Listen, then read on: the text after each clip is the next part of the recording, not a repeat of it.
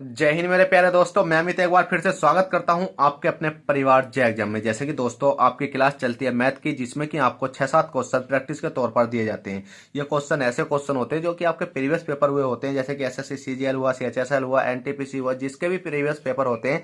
तो उनके क्या है कि मेरे पास क्या प्रैक्टिस सेट है जो कि प्रीवियस पेपर है। ठीक है, उन प्रीवियस पेपरों के जो क्वेश्चन होते हैं अच्छे अच्छे, मैं उनको आपको यहाँ प्रोवाइड कराता हूँ, जिससे क्या हो सके कि आपको एग्जाम में काफ़ी हेल्प मिल सके। तो चलिएगा, इसी प्रकार से क्लास नंबर 8 है।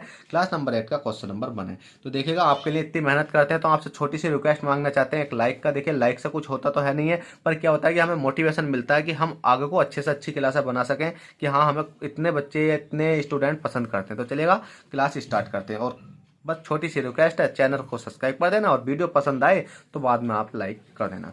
तो चलिए क्वेश्चन 1 देखते हैं। क्वेश्चन 1 कहता है कि दो संख्याओं का गुणनफल इतना है, मतलब 0.432 है। यदि एक संख्या 1.6 हो तो दूसरी संख्या क्या होगी।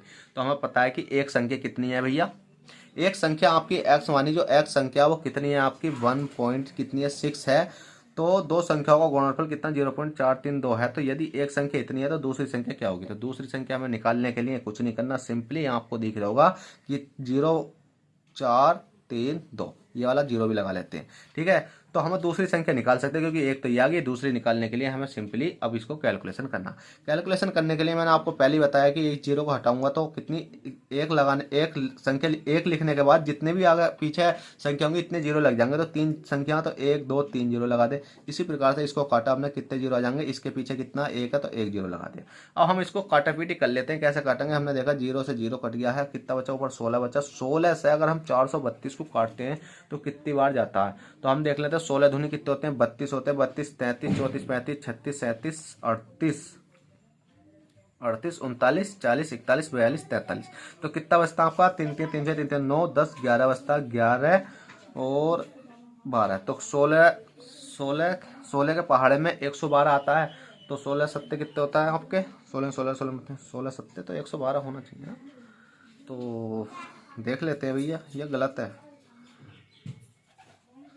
तो हमने क्या काम करा, 16 की मल्टीप्लाई कितनी करके देख लेते हैं भैया, 7 में करके देख लेते हैं कि 7 छंग 42 का 2 हासिल कितने बचे 4, 7 ही 7 4 11। तो सही है। तो हमारा कितनी बार जाएगा, 16 से जैसे ही हम इसको काटेंगे तो कितनी बार जाएगा, 27 बार जाएगा। देखिएगा, थोड़ा सा ऐसा हो जाता है कि पढ़ाते हुए काफ़ी समय हो गया ना, तो थोड़ी सी जुबान अटपटाने लगी है, क्योंकि इससे पहले मैंने क्लासें काफ़ी सारी बना कर रख रखी हैं आपकी, जो है कि 2-3 क्लासें डाली भी दी हैं, और ये क्लास बननी है समथिंग में 2 घंटे हो चुके हैं। ठीक है, तो आप थोड़ा सा मतलब पहाड़ा भी याद नहीं आया कि 16 का। तो कुछ नहीं करना, इसको जैसे हमने काट कर देखा तो 27 बार गया। हमने देखा कितना है, ये एक्स है, एक्स बराबर कितना ऊपर 27 है, 27 बटे कितना बटे में कितना आपका 100 है। अब मैंने बताया था कि इस प्रकार के केस में आपको जब नीचे जीरो आ जाता है, ऊपर वाली कोई संख्या, उससे जब काटना होता है तो कुछ मत करो, एक्स है, दो जीरो है तो दो संख्याओं के आगे जीरो लगा दो। तो हमने देखा इससे इससे दो संख्याओं के आगे जीरो लगा दो, 0.27 हो जाएगा। पर 100 के लिए एक जीरो बढ़ा देते हैं हम, और यही आपका राइट आंसर हो जाएगा 0.27। 0.27 ऑप्शन नंबर डी चलेगा। क्वेश्चन नंबर 1 हो गया। क्वेश्चन नंबर 2 देख लेते हैं। क्वेश्चन नंबर 2 कहता है, सुमित अपनी मासिक आय का 15% घर के किराए पर और शेष का 60% बाकी घरेलू खर्चों पर व्यय करता है। यदि वह 2210 रुपए की बचत करता है तो उसकी मासिक आय कितनी होगी। तो बहुत सिंपल है, आपको पता है कि पहले तो 15% दे रखा। 15% की फ्रैक्शन वैल्यू कितनी होती है, 3/20 होती है। और आपको देख रखा 60%, 60% की जो फ्रैक्शन वैल्यू कितनी होती है आपकी, 3/5 होती है। भाई सिंपल है। और क्या कहा गया कि घरेलू किरायों पर और शेष 60% बाकी घरेलू खर्चों पर व्यय करता है, मतलब खर्च हो रहा है, दोनों का क्या हो रहा है, खर्च हो रहा है। तो 20 में से माइनस के 3 करेंगे तो कितना हो जाएगा आपका 17 हो जाएगा। इस प्रकार से मैंने आपको समझाया भी है। और 5 है, 5 में से क्या करेंगे, 3 माइनस करेंगे कितना हो जाएगा, 2 हो जाएगा। बस कुछ मत करो, मल्टीप्लाई कर दो। जैसे ही आप मल्टीप्लाई करोगे तो कितना हो जाएगा, 20 पंजे कितने होते हैं आपके 100 होते हैं, और 17 दूनी कितने होते हैं आपके 34 होते हैं। अब आपको दे रखा है क्या, कुछ तो कुछ दे रखा होगा भैया, क्योंकि या तो इसकी वैल्यू दे रखी होगी या इसकी वैल्यू दे रखी होगी। क्योंकि जब खर्च कर रहा है कितने रुपए में करे, तो इसमें कहा गया है कि यदि वह 210 रुपए की बचत करता है। अब देखिएगा, 210 रुपए की बचत करता है, पर हमारे अनुसार तो भैया 34 की बचत करता है। कितने की, 34 की। पर क्वेश्चन कह रहा है 34 की नहीं, कितने कहता है, 210 रुपए की।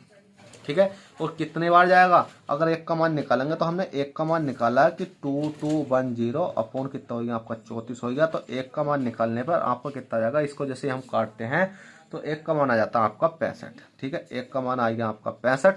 जैसे 1 आया तो अब हमें क्या इसने पूछा तो उसकी मासिक आय, मासिक मतलब जो शुरू वाली आय थी कितनी थी 100 थी, तो उसकी मासिक आय कितनी हो जाएगी, तो 100 में मल्टीप्लाई कर देंगे भैया कितने का 65 का, तो कोई दिक्कत नहीं है 6500 और ये क्या हो चुका है आपका राइट आंसर आ चुका है। चलिएगा क्वेश्चन नंबर आपका कौन सा हो चुका 2 हो चुका, देखिएगा साफा दिख रहा होगा आपको, पढ़ भी सकते हो स्क्रीनशॉट भी आप ले सकते हो।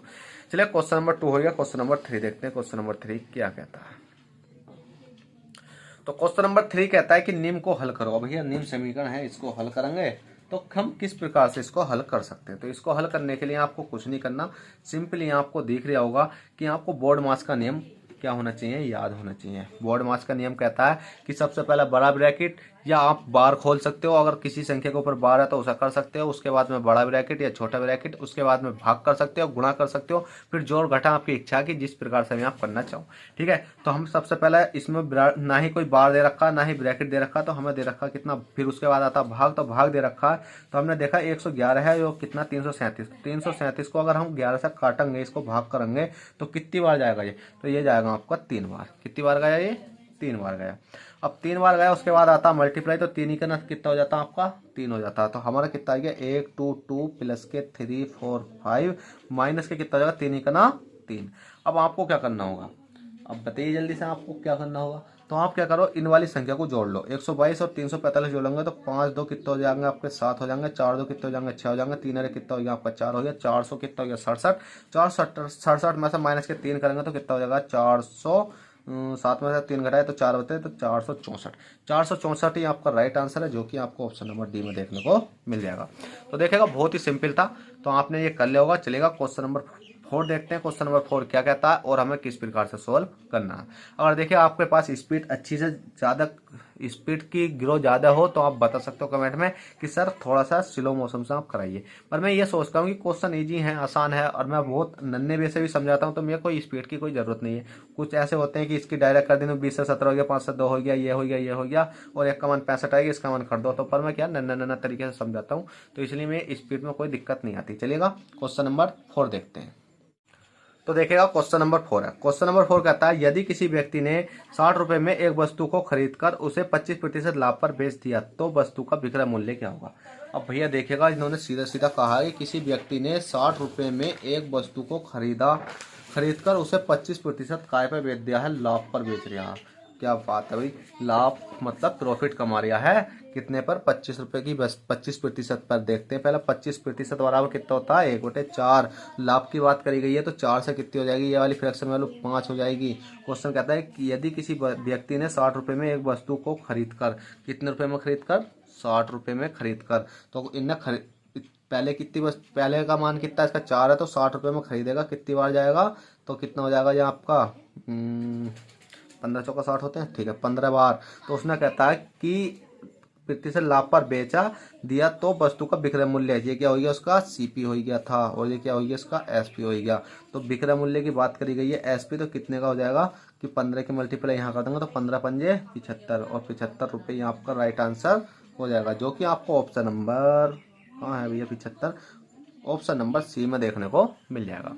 चलेगा क्वेश्चन नंबर 4 कर लिया, क्वेश्चन नंबर 5 देख लेते हैं भैया 5 क्या कहता है और हमें इसको भी कितनी आसानी से सोल्व करना।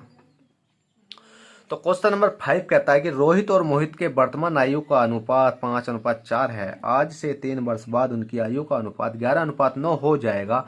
वर्तमान में मोहित की आयु कितने वर्ष है। भाई बहुत ही बढ़िया क्वेश्चन है। तो हमें क्या करना है, इसको बहुत अच्छे से करना है कि रोहित और मोहित लिख लेने। पहले क्या लिखना, रोहित और मोहित। देखिएगा गलती तो नहीं कर दी हमने, क्यों, क्योंकि थोड़ा सा स्पेस नहीं छोड़ी। रोहित और मोहित अनुपात की बात करेंगे तो लिख लो, कोई दिक्कत नहीं है, कि वर्तमान आयु का अनुपात 5:4 है। तो वर्तमान का मतलब होता है जो प्रेजेंट है, तो हमने क्या काम करा, प्रेजेंट जो आयु का अनुपात है वो कितना है 5 है, और अनुपात कितना है 4 है। आज से 3 वर्ष बाद, आज से जो वर्तमान है इससे क्या हो गया कि 3 वर्ष नीचे चले जाएंगे, 3 वर्ष बाद 3 वर्ष बाद उनकी आयु का अनुपात कितना हो जाता है कि भैया 11 हो जाता है और आपका 9 हो जाता है। 11:9 हो जाएगा। वर्तमान में मोहित की आयु कितने वर्ष थी, मतलब यहाँ वर्तमान में मोहित की आयु कितने वर्ष थी। तो इसको सोल्व करने के लिए सबसे पहले तो आप ये देखो कि इनके बीच का अंतर कितना है। देखिएगा, थोड़ा सा पेन चेंज कर लेता हूँ कि इनके बीच में हमने अंतर देखा कितना हो गया कि 5, 6, 7, 8, 9, 10, 11, 6 का अंतर आ रहा है। और इसके बीच में देखते हैं कि 4, 5, 6, 7, 8, 9, 5 का अंतर आ रहा है। पर देखिएगा आना चाहिए सेम अंतर, क्योंकि यहाँ 3 है तो इसी प्रकार से यहाँ सेम अंतर आना चाहिए कि इन दोनों का गैप समान हो और इन दोनों का गैप समान हो। अगर इन दोनों का गैप समान करने के लिए हमें क्या करना होगा, क्योंकि अगर जब तक ये दोनों का गैप समान नहीं होगा हमारा आंसर आ ही नहीं सकता, और नहीं आ सकता तो हमारा क्वेश्चन गलत हो जाएगा। तो इसको समान करने के लिए क्या करना होगा, हमें कुछ नहीं करना कि हम इनका अंतर देख सकते हैं, इनका अंतर देख सकते हैं। हमने देखा कि 9 है, 9 से 11 तक जाएंगे, 9, 10, 11 कितना हो गया, 2 का अंतर आया। 5 से 4 तक जाने के लिए कितने का अंतर आया, 1 का आया। अब हम इस वाले की मल्टीप्लाई इसे में कर सकते हैं और इस 1 की मल्टीप्लाई नीचे वाले में कर सकते हैं। तो 2 की मल्टीप्लाई हमने जैसी ऊपर करी और 2 की मल्टीप्लाई हमने जैसी ऊपर करी और 1 की मल्टीप्लाई हमने नीचे करी और 1 की मल्टीप्लाई हमने नीचे करी। अब आप सोच रहे होगे ये तो घुसड़ मुसड़ होगी, तो कोई दिक्कत नहीं है। अब हम इधर लिख सकते हैं, क्या लिख सकते हैं, देखिए भैया, अब हम इधर लिख सकते हैं रोहित और यहाँ लिख सकते हैं हम मोहित। इधर कर लेंगे ना। अब नया अनुपात बना लेते हैं हम। नया अनुपात प्रेजेंट की बात है तो 5 दूनी कितना हो गया, ये 10 हो गया, और 4 दूनी कितना हो गया, ये 8 हो गया, और इसी प्रकार से 11 का ना कितना हो गया, ये 11 हो गया, और 9 का ना कितना हो गया, ये 9 हो गया। अब इनका देख लेते हैं क्या समान है कि 10 और 1 11, 1 हो गया, और 8 और 1 9 कितना हो गया, 1 हो गया। पर क्वेश्चन कह रहे 1 नहीं है, कितना है, 3 है। जो दे रखा ना आपको 3, मेन चीज ये भी है, इसको भी ध्यान रखना कि 3 वर्ष बड़ा या छोटा इससे कोई फर्क नहीं पड़ता, पर इतना है कि जोन से ये होता है कि 1 का वैल्यू इससे निकलती है। तो हमने देखा 3 लिख लिया यहाँ। 1 का मान 3 आएगा। तो हमसे पूछा गया कि मोहित की वर्तमान आयु कितनी है। मोहित की तो वर्तमान में मोहित की आयु, तो प्रेजेंट में मोहित की आयु कितने वर्ष है, तो कितने वर्ष है, तो भैया वर्तमान में है 8 में मल्टीप्लाई कितने की कर देंगे, 3 की कर देंगे, 8 कितने हो जाएंगे आपके 24, क्योंकि 1 के मान की मल्टीप्लाई करते हैं। 1 का मान 3 है तो 1 की मल्टीप्लाई हमने यहाँ कर दी तो 24 आ गई, और 24 वर्ष ही आपका राइट आंसर है, जो कि आपको ऑप्शन नंबर बी में देखने को मिल जाएगा। देखिएगा कितना सिंपल था। Question number 5। क्वेश्चन नंबर 6 देख लेते हैं। क्वेश्चन नंबर 6 क्या कहता है और हमें किस प्रकार से इसको भी उड़ा देना है। तो क्वेश्चन 6 कहता है यदि संख्या x, ये क्या है, x है भैया आपका, ठीक है, x 4411, ठीक है, यदि संख्या x 4441 11 द्वारा विभाजित हो जाती है तो x का मान क्या हो गया। तो आपने मैंने डिविजिबिलिटी रूल पढ़ाया होगा आपको कि जिसमें कि मैंने 2 से डिवाइड कर, 2 से किसी संख्या को काटना कि 2 से कौन सी संख्या कर सकती है, 3 से कितनी संख्या कर सकते हैं, 4 से। तो इसी प्रकार से उसमें एक ऑप्शन था 11, ठीक है। नंबर और नंबर सिस्टम में मैंने ये वाला क्या है पोर्शन करा रखा है, आप उसे जाकर देख सकते हो, ठीक है। और नंबर सिस्टम भी आसानी से पढ़ा रखा है। अब उसके बाद में x है, हमने क्या है संख्या, ये x है और 4 है, ये 4 है, ये 4 है, और ये क्या 1 है, और इसको हमें भाग करना कितने से, 11 से। अब देखेगा जैसे हम भाग करेंगे 11 से तो हमें ये पता नहीं है, यहाँ पहली दे रखी है कि अगर हम आगे से संख्या, अगर आगे संख्या होती तो हम आसानी से करते चलते कि 11 चौक 44, 11 चौक 44, मतलब 0 लगा के, फिर हमारा जैसे 1 है तो हम ऐसी संख्या लेते हैं यहाँ कि इसमें से कि जिससे कट जाए, पर हमें शुरू में ही x दे दिया तो भाई हमें काटना नामुमकिन है।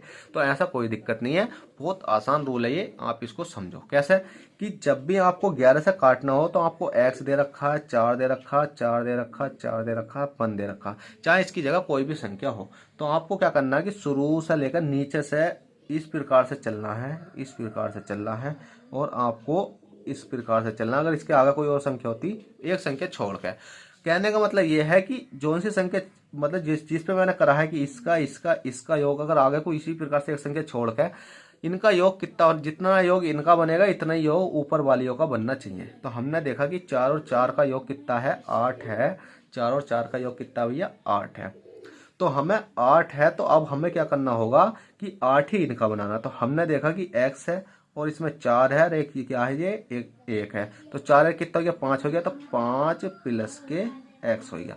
अब हमें क्या करना होगा कि या तो हम इसे सिंपली कर लें, क्योंकि इधर जाने के बाद 5 में से 3, मतलब 8 में से 5 घटाएंगे, कितने बचेंगे आपके, 3 बचेंगे। तो या तो आप इतना कर लो, या 8 बराबर रहने दो और 5 में ऐसी संख्या ढूंढ लो जिससे कि 8 बन जाए। तो 5, 6, 7, 8 हमने क्या ढूंढा, प्लस के जैसे ही 4 ढूंढा तो हमारी कितना आई, 4 ढूंढा तो 8 यहाँ हो गया और 8 हो गया। तो 8 की जगह x की जगह हमने क्या ढूंढा, 4 ढूंढा, तो 4 ऑप्शन में है। तो जी बिल्कुल, अगर दोनों संख्या बराबर बना रही हैं कि अगर इस वाली संख्या इन वाली संख्या का मिलने के बाद जितनी भी संख्या जितने ही मान बैठेंगे उतना ही दूसरे में बैठने चाहिए।